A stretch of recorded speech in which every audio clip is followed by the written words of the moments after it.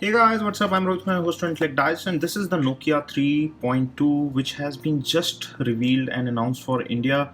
The pricing details and best buy links I'll leave in the description section. This is an Android One series budget phone from Nokia, and it comes under the Nokia 4.2 that we showed you earlier, and I'll give you a comparison of these two phones very soon in a separate video. And this phone is sub 10,000 rupees phone that comes with some very interesting specifications. There are two models available, a 232 216 and a 332 variant. The one we have is 332, and there are some differences between these two variants apart from these specs as well, because the 216 does not come with a fingerprint scanner, whereas the 332 does. It's also mentioned on the box. This phone, since it's a part of Android One program, it gets the latest Google Android updates, and it runs stock Android. And this is how the phone looks. It comes with a large 6.26 inch HD plus display, and this is a tall aspect ratio display. It also comes with a dedicated Google Assistant button. They have also done the branding on this packaging, so Google is actually also doing its branding here. So I'm sure they are doing some good collaboration. Nokia phones are coming up with Android One programs. Most of their phones are with Android One, which is a good thing. So is this one. And this comes with this glossy black color back, which seems like plastic or polycarbonate. This is not metal. And it comes with this fingerprint scanner at the back, and there is single rear 13 megapixel camera with LED flash here. On the right of the phone you would find a power wake up key followed by the volume rocker on top of it, and on top of the phone is 3.5mm audio port, secondary mic hole, and on this side is the SIM card tray, the power button, and on the bottom is the charging port, speaker grill, primary microphone, and on the front this is the 6.26 inch display, and this is the front facing camera that you can see in the water drop style notch. Let me quickly open the SIM card slot and give you the SIM configuration overview as well. So here you have it. It is with 3 slots, so you can see that there is SIM 1, SIM 2, which are nano SIMs, and there is micro SD card slot. So you can expand the memory and also use 2 SIM cards at the same time, which is a good thing. Let me keep the phone to the side for a moment and show you what else you get in the box. So there is this SIM removal tool. Then you have some Nokia standard documentation.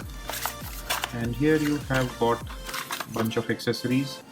This is a wall charger which comes with 5V 2 ampere. So this is a 10-watt wall charger. You also get 3.5mm earphone. This is a standard Nokia earphone that you would get in most of their phones. And this is their standard USB to micro USB data cable. This phone comes with a micro USB port. So let me get rid of everything here and get back to the phone. This is the Nokia 3.2. Let me quickly set it up and get back. And here we are after quickly setting up the Nokia 3.2, and we have set up the fingerprint scanner as well, as you can see. It takes about a second to unlock, and there is also face unlock available on this phone. So I just looked at the phone. It takes almost 2-3 seconds to unlock with face unlock, so it is kind of slow with face unlock, but it is fine with fingerprint scanner. It takes about a minute to unlock with the takes about a second to unlock with the fingerprint scanner. So fingerprint scanner is definitely faster than the face unlock here, and it comes with pure Android 9 stock Android experience, as you can see here, which is a good thing. Without further ado, let's jump into the camera test, because that is one of the most used features. People take a lot of pictures, so let's just find out how good these 13 plus 5 megapixel front facing camera is. So let me take a selfie here as well. So as you can see, this selfie is a 5 megapixel selfie, but the frame is quite wide. So the sensor that they are using is quite wide in terms of field of view, and the detailing is good enough. It's not very high. It tends to pixelate when you zoom in too close. since it's just a 5 megapixel sensor, but the image is quite usable and you can take casual selfies and put it on social media. It should not be any problem. And this is a rear facing picture that I have taken with the camera, and you can see the clarity.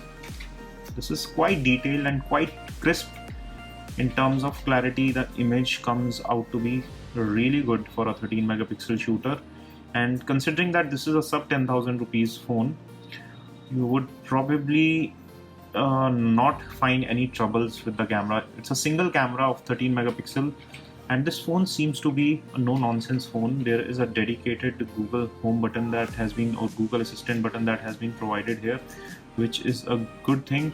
And on this side you get the power wake up key. This left button that you see is actually dedicatedly for Google Assistant, which is cool.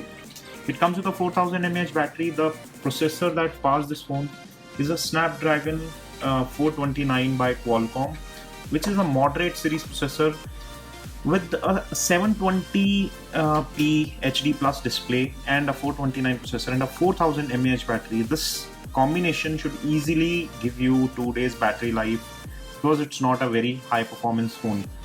Having said that, it is not meant for heavy gaming and heavy multitasking. It comes with 2 or 3 GB of RAM, 16 or 32 GB of internal memory, but it is good for casual users, people who prefer to use this phone for casual browsing, internet browsing, checking emails, making phone calls, etc. This is not a gamer's phone, or this is not a performance oriented phone. However, because it has the stock Android experience, it would still give you good enough performance. As you can see here, the app switching and the gestures and everything is working quite fine here, and it's not showing much of a lag. App switching is good enough, and the phone does look quite good in terms of design as well. It comes from Nokia, it comes with a good design, it comes with moderately good performance, and at around 10,000 or under 10,000 rupees, this can be a good buy if you're looking for a phone which comes with large screen and is supposed to be on stock Android and durable. This is all we have on our impressions and first look and quick hands-on overview of the Nokia 3.2. What are your thoughts? Do let us know in the comment section below. Will you buy this phone at around 10,000 rupees, or will you go for something else? There are plenty of choices available at that price point, which are much mightier than this one. So would you settle for a Nokia 3.2? Do let us know in the comment section. Give us a thumbs up if you enjoyed watching this video. Stay subscribed for more. This is your host Rohit Khurana signing off. Thanks for watching.